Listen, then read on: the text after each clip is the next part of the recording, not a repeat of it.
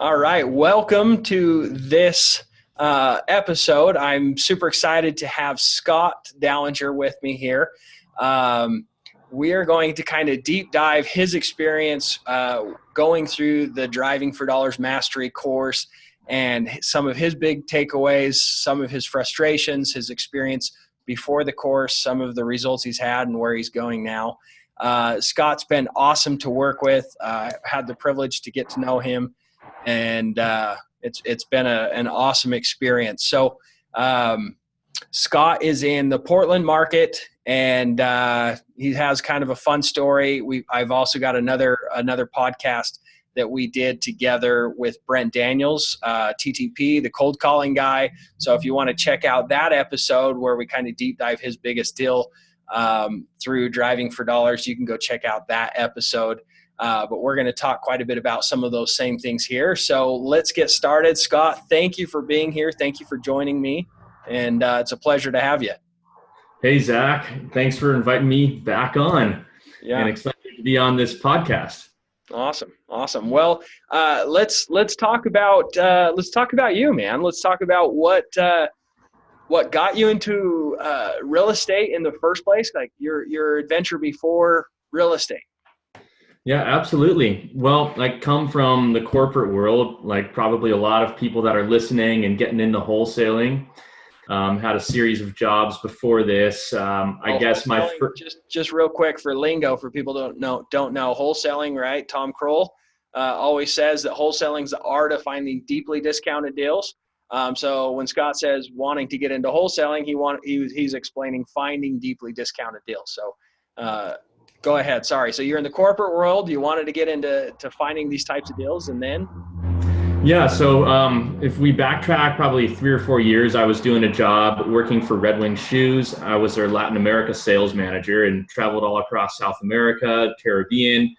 Did that for about a year and a half, and then took a job with a Latin American company in Colombia, and was living in Bogota, Colombia for about a year and a half, doing sales for a company down there. And oil and gas market completely tanked. Everybody got laid off. I didn't, but customers stopped paying, and business is kind of wild down there, right? So they're, they'll stop paying you. So that's what happened in my instance.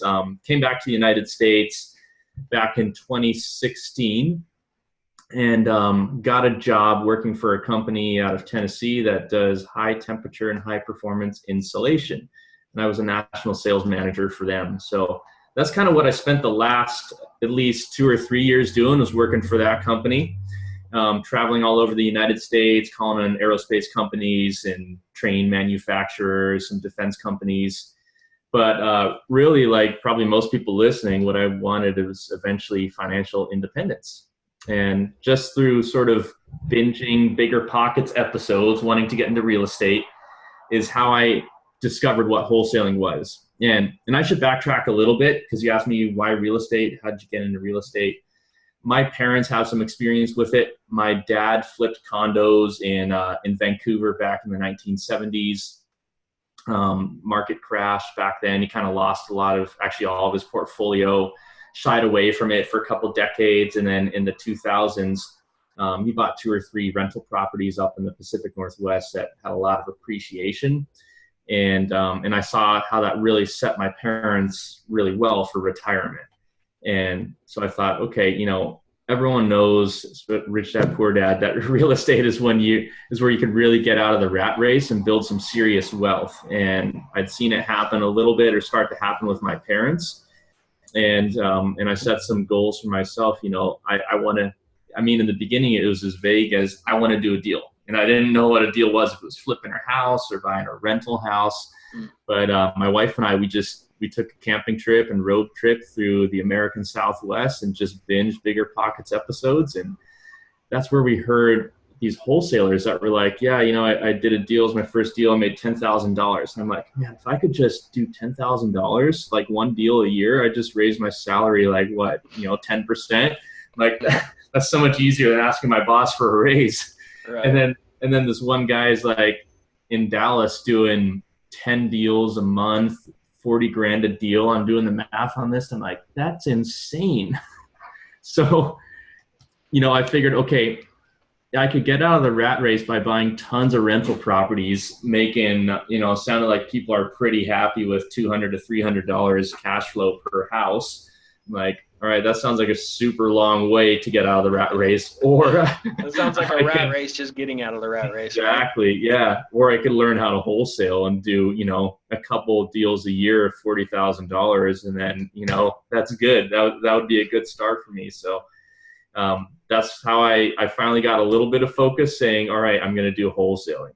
And from there, tried it on my own, and then eventually linked up with Wholesaling Inc., Tom Kroll, and started learning how to do it through them. Yep. Man, he's an amazing coach. He really is. He's helped so many people, me included. So, so you jumped on, became, I kind of know the story, right? I've talked to you a few times. So, yeah. So you joined Wholesaling Inc., jumped in, bought his course that kind of teaches you the step-by-steps on generic marketing and negotiating and talking to sellers, what you're looking for, how to build a cash buyer's list, how to sell those purchase agreements, right? Sell those deals that you're finding. So tell me about your experience there. How many deals did you do? What markets were you in? Kind of share with me what you were doing there. So I was in Southern California. I started wholesaling. I joined the Wholesaling Inc. program last year, 2018 in May, based out of Orange County, California, and which I later found out is one of the hardest hit markets for marketing in probably the whole country. But we were spending my wife's salary because she was working too, and we spent her salary, every dollar she brought in on direct mail. And we didn't do a deal. How much was that? Probably like $3,000 a month she was making after taxes, and we just spend it on direct mail. And that's a great thing to be buying. It's like $3,000. Work your butt off to send postcards. You have a good wife, dude. I do. Credit to her. She believed in me, and she believed that this would work out. It's funny how often that so many people that I talk to, their success leads back to having a supportive partner. It's huge. That's absolutely awesome. So my experience doing that was we just really didn't get a lot of leads, not very many at all. The phone would sometimes not ring after we sent out a campaign. So you'd send postcards. What kind of lists were you sending it to? We were doing, what we were taught in the course was like unknown equity, unknown sale date. Which so the listeners that don't know, those are lists that you can buy from a company called ListSource. So they're public lists that you can purchase, right? I mean, there's no barrier of entry other than a few dollars. Yeah, exactly. So we were pulling those types of lists and then sending out our postcards, and that was basically our marketing. At some point last year, we just realized, hey, this isn't working down here with wholesaling, and we were committed to making wholesaling work. So we started to think about, hey, maybe we should make a move. And we have some family up in Portland. My mom had recently moved up here last year. My sister was already here. So what I did was I took a week off of work. I burned some vacation time, and I timed it so that I sent a first direct mail campaign up to Portland, where I am right now. And the mail hit right when I arrived in Portland. So I figured we're going to try this out. And I started getting some phone calls and speaking with people that said, hey, I do want to sell my house. Can you come take a look? And that was just mind blowing to talk with real sellers and real motivated sellers. And also I did a bit of driving for dollars that week while I was up here and saw actually distressed houses, and there weren't a whole lot of them where I'd come from. So I just started getting really excited about the prospects of a new market with people with bad houses that need to be flipped, with people that are motivated. And we didn't do a deal obviously in that first week, but it was enough of like confirmation of what I had been thinking about that I just decided to go for it. So my wife and we said, hey, let's do this. And we moved in December. December of last year. Last year. Yep. So almost 12 months ago, not even 12 months ago. What is that? Like 8 months ago? Yeah. 8 months ago. Yeah. 8 months ago. So I want the listeners to be able to understand this, that you can do deals. You can find properties at massive discounts in any market, but certain markets like California, Southern California, and even in Portland, where you are now, like it's not like you went from a hard market to an easy market. You went to a hard market to another hard market that's less hard, right? Yes. And so the reason those markets are hard, guys, is not because they're giant, not because there's a lot of competition, but because the houses are so valuable. A simple Rambler that's 2,000 square feet. In my market in Utah is worth 200,000, but in Southern California, it's $600,000 to $1 million. Yeah, $1 million, right?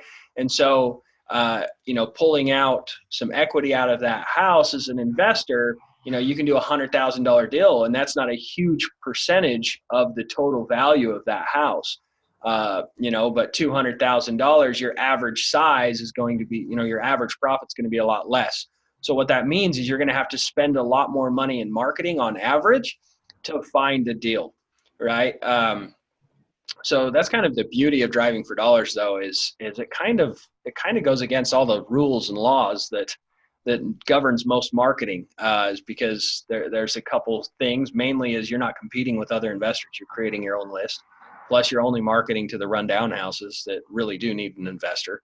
And I can go through a whole handful of things, but I just wanted that to be clear, when you were talking about picking the right market. I don't want our listeners to think, well, I live in a competitive market, I can't do deals here.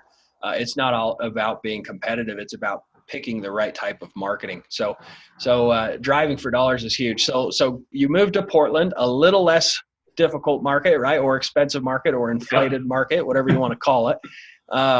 So tell me about your experience there. How long were you there before you did a deal? Where did that deal come from? Let's talk about that. Okay. So we started consistently marketing to Portland in, I'd say, November of the year before we even lived here. Mm-hmm. And I would just send out my mom on appointments, and she would go talk with sellers, and I had her listen. Because your mom lived in Portland, right?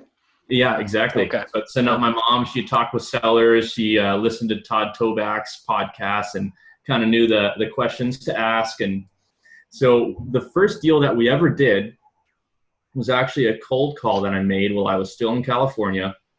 I was, working full time. I really didn't have time to be calling, but I had about 10 minutes on a Saturday. I was like, all right, let's open up the dialer and do this. And this lady said, would you consider an offer on your property? And she said, well, so-and-so doesn't live here anymore. He actually is my husband. He passed away. I haven't really thought about selling, but yeah, that sounds pretty good. So I was like, all right, when can we meet? Can we meet tomorrow? She said, yeah. So I sent out my mom in that appointment, and she floated some numbers to us, which were pretty less than we expected. So we're like, wow, she's actually considering selling at this price, which was really exciting to talk with our first, motivated seller that wanted to sell at a deep discount. Ultimately, we couldn't get her to sign that particular day. But once I got up to Portland, in January, I started doing my lead follow-up, calling her, leaving voicemails, and she never got back to me. I believe it was in February.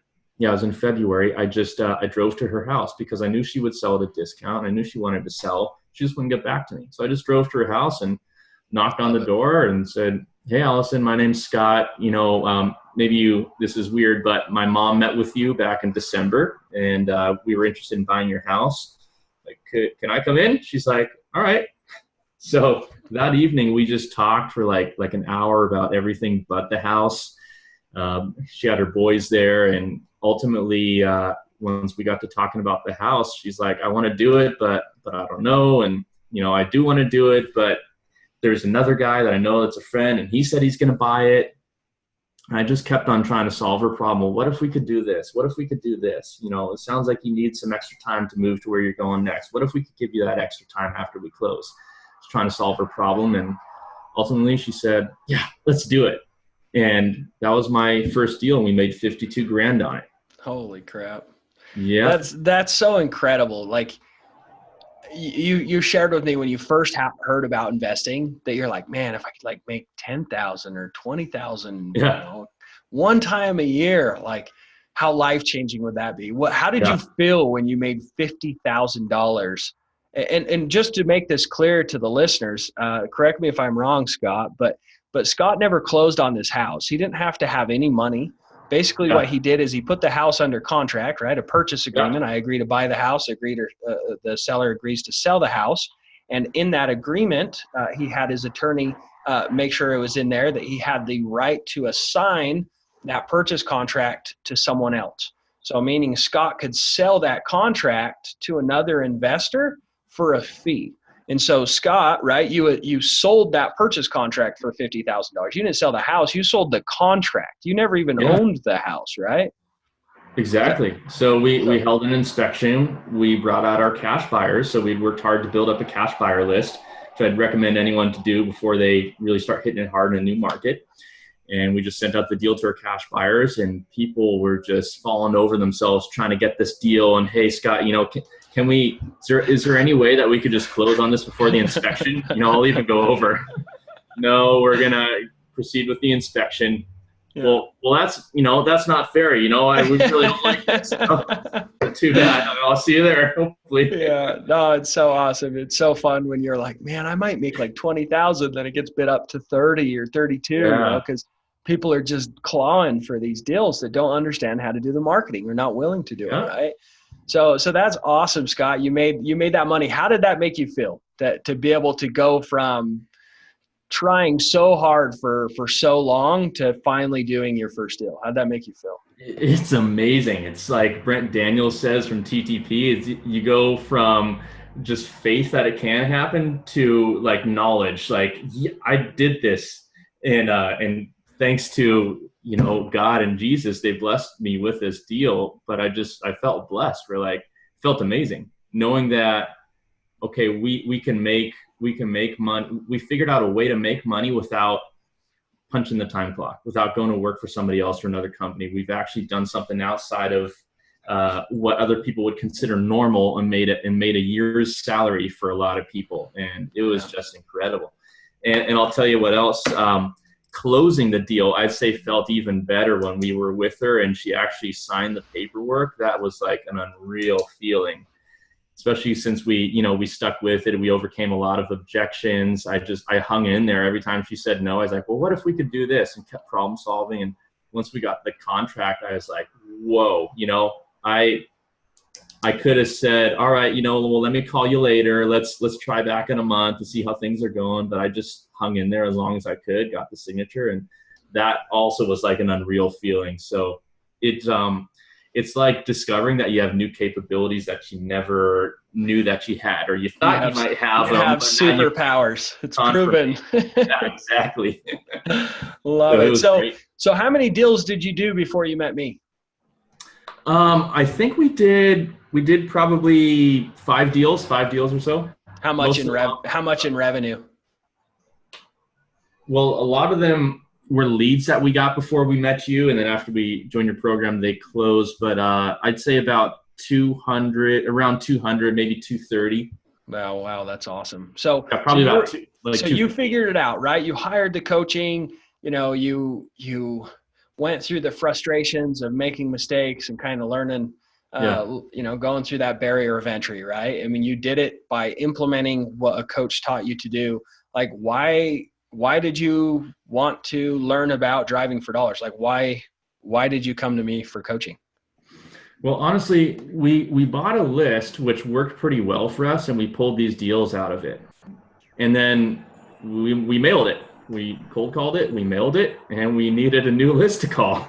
And, everyone knows that driving for dollars is a great way to find good properties. And one thing I wanted to do is stretch my marketing budget and use it wisely. So I figured, all right, if I'm just buying an equity list, or even if it's a variation of an equity list, we're probably only mailing maybe, 1 out of every 10 houses that we mail is actually distressed, which means that we're spending money on postcards and on calling and skip tracing 9 houses that probably don't even qualify. So I really liked the idea of doing an entire campaign around all bad houses. Yes. And the way that we got linked up with you was, it's kind of in our mind that we wanted to do this. And then Tom had mentioned that you that you figured out a format and a model to systematize driving for dollars. Because we'd see houses around town and drive them and write down the addresses, but the stuff would get lost and there's no consistency to it. It's like, what if we could do 100 a week. What about 100 a day? What if we just really scaled this thing? How many deals can we do if we had the best list? Yeah. And so tell me about that. What did that look like going through my course? How hard was it to implement? Like what was your experience there? So when we went through the course, I was still working full time. My wife used to work full time in California, and then coming up here, she needed something to do. So either she was going to help out with the wholesaling business or go get a job. And I said, what if I would love to have you help out, sweetie. And if you come join us, I'll buy you Zach's coaching program. I want you to implement it. So that's what we did. We got your coaching, and my wife went out there and started driving. And it was tough for her. She has other skills besides driving, but to her credit, she stuck it out. She hustled. She did it. She tried hard to hit her numbers every day, and she was out there pinning houses. And then also, I'm on business trips and whatnot, so she's pinning the houses. She's downloading the data, uploading it to Mojo for us to cold call, setting up the direct mail campaigns, and so that's kind of what it looked like when we implemented it. And there's so much that we learned from your program. One of them was about tracking our data and tracking our inputs instead of just going willy-nilly. Hey, how many we pinned this many houses this week, this many houses this week. We started setting goals around what we call them I don't know if you're going to call it this in your course now, but lead indicators. So we had lead indicators like number of houses that we're pinning, number of time that we're spending on the dialer, number of postcards that we're going to send. So we would set a weekly goal for each of those lead indicators with the belief that eventually they're going to result in lag indicators, which is number of deals closed and then revenue. So that's what we started doing. We put it in the scoreboard, which we got a scoreboard right here. Can't see it if you're listening, but I'm holding up my scoreboard right now, which it's tracking for each of our callers, how much they're calling, how many houses we pinned last week, how much revenue we have this month. So all that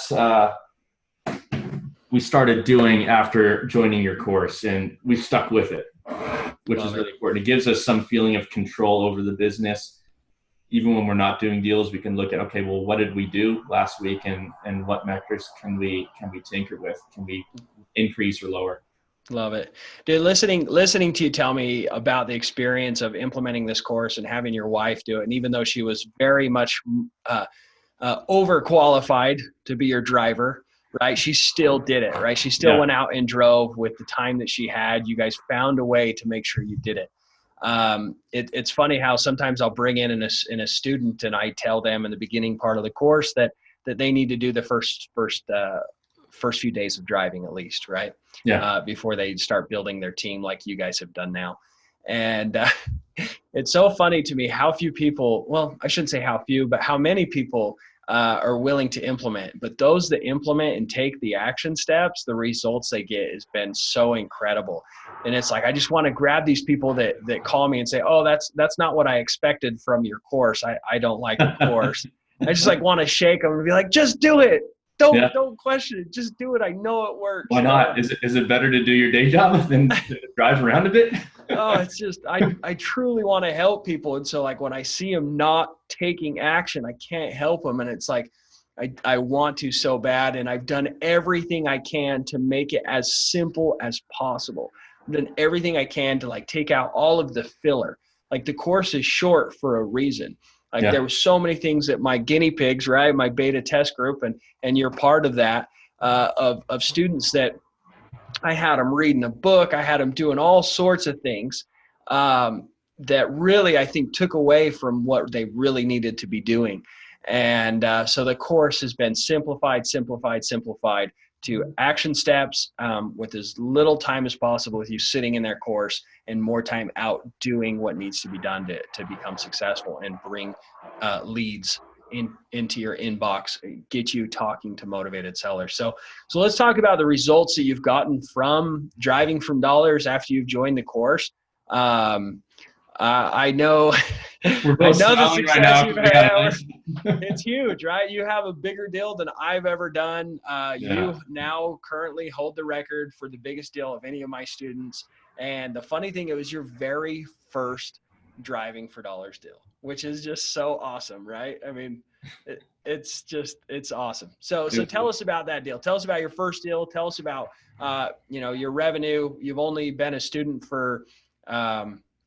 We signed up in March. So you guys signed up in March. You were I think you were like my very last beta test student. Yeah. Signed up in March. Let's talk about that first deal. I know that you've got one more pending close, right? Yeah. You only have one more pending close from driving for dollars, right, and you have some more in the pipeline. So let's talk about that first deal. So the first deal, this was actually, we looked back, it was from Alejandra's first week of driving. So first week, guys. Not only was it your first deal, it was the first week. What? I didn't know that. That's insane. It was from her first week of driving. And she gave me a hard time the other day because she said, I came back driving that week and you were pretty disappointed in me. You said I didn't give a full effort. I'm a horrible husband, I know. Yeah, dude, my wife would have been like, okay, I'm done. I ain't driving anymore.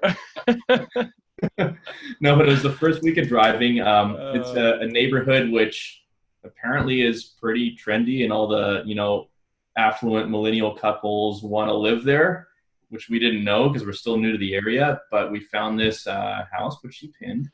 I had a cold caller from the Philippines at the time who never did a deal for me. And anyways, he cold called this guy, and the guy said, yes, I'd like to sell. The house is vacant. I don't know how much.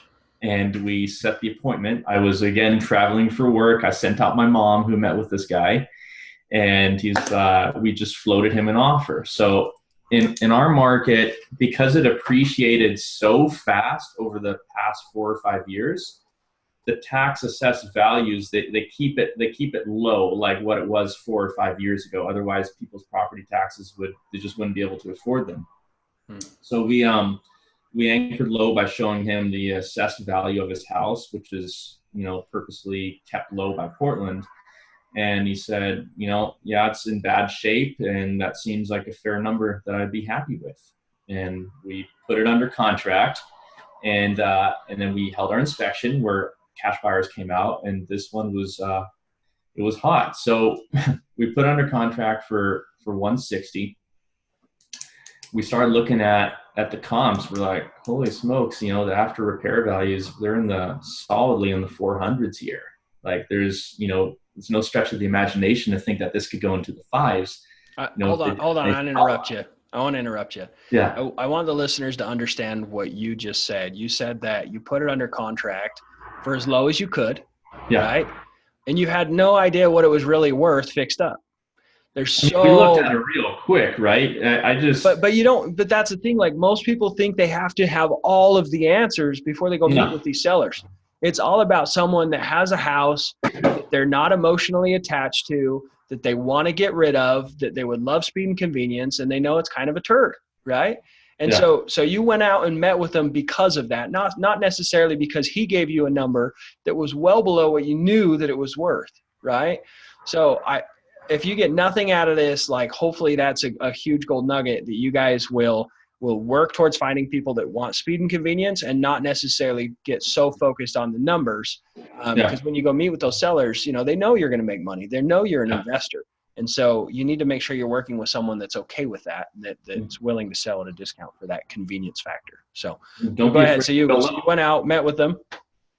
So we met with him. He said he needed to think about it. He liked the offer. He was probably good with it, wanted to discuss it with his girlfriend, and that we would talk on Friday. So we met with him on a Monday. On Friday, my mom followed up. He said, yeah, let's do it.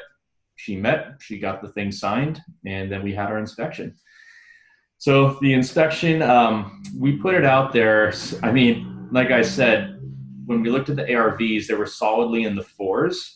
Into the 5s, so we just put on $100,000 to see what would happen. We locked it up for 160, put it out there for 260, and I think 10 people showed up. Maybe 10 to 12 cash buyers showed up to the inspection. We got offers from 4 or 5 or 6 people, and it got bid up. Even putting it out there with 100 grand profit, it got bid up.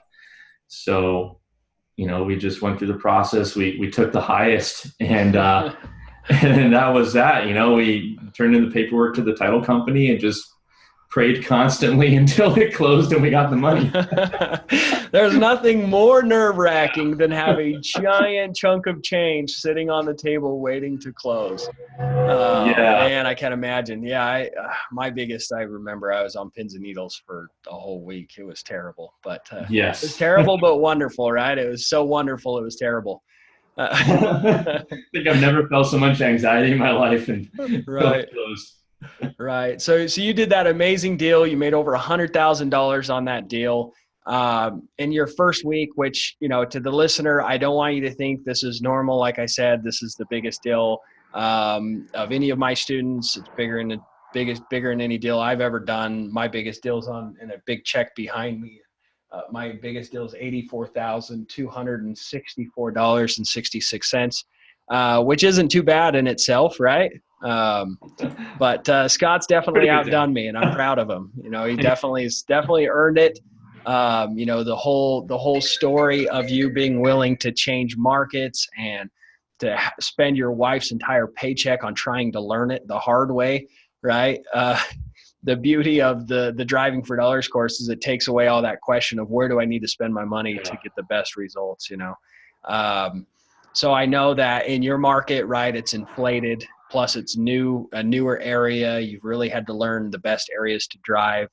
In our course now, we have, the ability to pull hot zip codes, and we really help you break down your market, even if you don't know it very well. I'm sorry, I need to turn off my phone. Turned it off. So the other thing I wanted to talk to you about is what has been your overall results. You joined in March. You haven't even been a student with me for 6 months. I know you have another one pending close. You've already got offers on it. You're just going to close here hopefully shortly. Yep. How much are you going to make on that one? 20,000. About 20,000, which is a great amount of money as well. That's incredible. How much have you spent so far on your marketing? So I was looking at that today. Let's do just Driving for Dollars marketing. I know you've messaged or working on other lists as well, like tax delinquents and those kinds of things. So let's just stick with the Driving for Dollars. What have you done there? So not counting postcards that we send to the list that we generate, but just money that it's cost us to build the list, paying drivers, and probably skip tracing the addresses that we get. We spent around $6,000 since March. Okay, $6,000 total since March. That's probably a little bit more now, but I'd say about 6. So that's about 6,000. Okay, and that's pulling lists. And when he says skip tracing, that means getting phone numbers, so he can cold call as well. When there's a process that I give my students that you can get the best pricing possible to get all the data, right? The property address is all you need with the app, and it's super automated. It generates the mailing address, the property owner, and then you take that data, push it to another source that's extremely affordable to pull phone numbers if you want to cold call. So you've spent $6,000 for that portion of your marketing. How much have you spent for postcards? For postcards, I didn't pull that number, but I understand we have about 13,000 addresses. We've probably mailed about 10,000 of them. So let's say another $3,800 on direct mail. $3,800. Yeah. So you've spent roughly 10 grand. Those numbers aren't exact, but 10 or 11. About $10,000 is what he spent overall to make 100 with another 20,000 pending. 113. 130. Oh, so $133,000. Yeah, 133,000. Yeah. And you spent about 10 in marketing. That's pretty good numbers, dude. and there's going to be a whole lot more revenue that we pull out of that too, because obviously now my database is we have 13,000 in our market. Right. There's a lot more deals in there that we're going to pull. Oh, for sure. And then the other thing that if you're not experienced with this, one thing that you'll come to learn is these sellers, a lot of times they'll say, yeah, I do want to sell. Just like, your first deal you ever did, you guys went and met with them in December, and then you never even went and got a contract again until February. Some people, it takes time. I have deals that I have worked for over 12 months, from first contact and building that relationship to making money has been over 12 months. And so Scott has spent $10,000 roughly in marketing, and he's brought in about he's brought in over $100,000 and more coming, in the next, hopefully, few days. And lost out on some too, because I'm still, I've done some deals and made a good amount of money in a short period of time, but I'm still new to wholesaling. I'd still consider myself a new wholesaler. I probably lost out on $50,000 just because I thought every deal was a big deal. So when this lady wouldn't meet my number. Oh, I remember this conversation. I wanted to slap you. I remember on a support call with this one. I probably lost out on a $50,000 deal. I can't you're gonna, the thing is, my driving for dollars revenue, but should be higher. Well, what I think will be encouraging for people is to hear your success, but I appreciate you being humble about it too, right? And being humble and recognizing that you've made mistakes, because my dream and ambition with this coaching that I'm doing is to inspire and to give permission to people to take action, right? That they can do it themselves. And Scott's an intelligent guy. He's willing to take those risks. He's willing to work hard. He's got a supportive wife. He's got some amazing things that he has going for him, but he's also made some really big mistakes. And I've kind of been working with him and helping him through some of those mistakes. And I've made some giant mistakes too. But the thing is you can make mistakes and still make money, and you can still be successful, because this marketing system is so awesome, right? It is so laser focused on your ideal potential seller, right? I mean, it's an awesome system. So Scott, I'm super excited for you. I'm proud of you. I really look forward to seeing, what you do in that market and the business that you create. I know we off air, we spent a lot of time talking about building your team and, what you're working on. And I gave you a hard time with some other mistakes you've been making, right? but you're doing an amazing job, right? I mean, you're moving forward, you're making money, and it's truly inspiring to a lot of people. Can you share with me real quick before we end this, kind of what your hopes and expectations are for the last few months of this year, and what your business is looking like? Yeah, absolutely. Our target is still, we want to get to $100,000 a month. That's a target I set for myself last year before I ever started. I figure that's as good as a number as any. Yeah. If I made that much, it's enough for me to be able to do anything that I want to do. So that's still my target. We've actually hit that a couple times, but we're not consistent. Yeah. So my goal is to get consistent with my revenue. And so we're staying consistent with our marketing. We have a driver. We have a couple cold callers. And I myself, I go out on appointments. I do lead follow-up. And my wife handles all of our systems, all of our lists, skip tracing, so pulling phone numbers, list management, getting fresh lists out to the callers. So it's not like we have a big team, guys. Really, it's just my wife and I. And then we've gotten some help with things like now driving and then cold calling. But it's important to stress what I would like people to walk with is I'm just a regular guy. I'm not a coach or a guru. Sometimes you listen to people and you're like, well, yeah, but that's Brent Daniels. Of course he could do this every single month, or that's Zach Booth. Yeah, doing I don't know about that. But I'm just a regular person. I was listening to the podcast like everybody that's listening to this right now. And I'm like, yeah, I think I can do that. And I got a coach, because I wasn't going to, I tried 5 months last year to figure it out on my own with no traction before I joined Wholesaling Inc. And at that point, at least I had someone telling me where I was messing up and what I needed to be doing and which actions to take. So this year, when I finally quit my corporate job to do this full time, the scary part was like, hey, what if I don't have a North Star anymore? What if I, don't know which actions I need to be taken? So I'm so glad that we joined your Driving for Dollars program instead of trying to invent this on our own. Everyone knows that Driving for Dollars is the best list, but without a plan to systematize it, there's a lot of inefficiencies. So we joined your program to know exactly which actions we needed to take and to not waste any energy and to not waste a dollar. And we're really glad that we did, because we've made a lot of money doing it. And also all the addresses that we have now, I consider that a business asset. It's, you could anyone could buy a list of 10,000 addresses or 13,000 addresses, but if anyone could buy it, it's not really worth much. It's only worth the marketing that you spend following up with those people. But the list that I have now from Driving for Dollars, that's actually a business asset that I could keep throughout months and throughout the years and continue to just mine and market to these people, and eventually they'll sell. And it should be us that buys them. Love it. No, it's so true. Like you're building truly a company. You're building a business around a marketing system that you control. And like you said, it's an asset. Absolutely. There's so many situations of students that I've had, other people that I know, that their list happened to me, that their most profitable list becomes obsolete at times or becomes available to the general public, and it makes it so your business just tanks overnight, right? You have no control over that. So you made a huge point that it is an asset. It's something that will make you a lot of money over the years. Another thing you shared is the importance of having a coach. I completely agree with that 100%, not just because I'm a coach and I'm trying to sign up students. I really am not doing it for that reason, but my journey is very similar to where I hired a coach. Tom Kroll is my man. Like I may be pushing people his way. I'm not getting paid for that. I'm not telling you that to go hire Tom Kroll as a coach.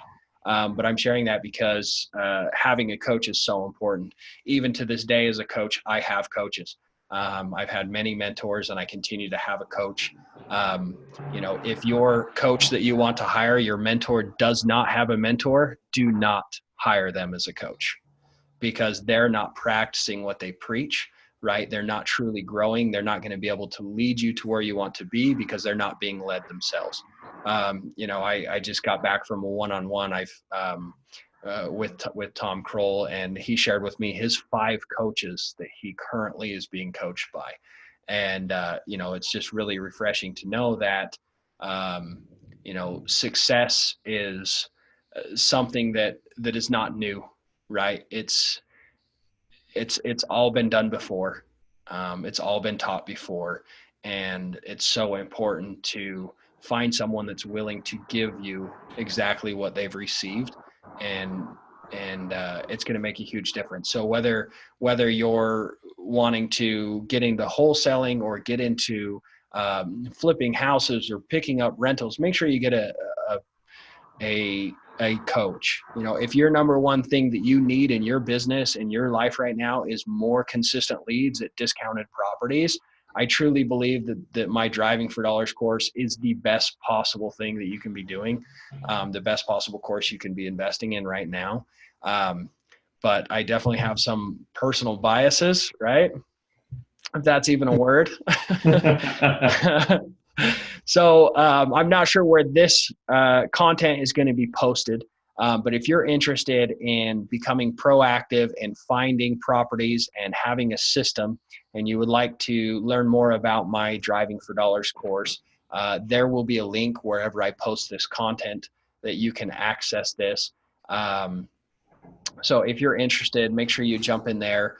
Check out more of our content as well, our free content. And I hope I can add value to your life and help you guys accomplish your goals and put more leads in your guys' inbox.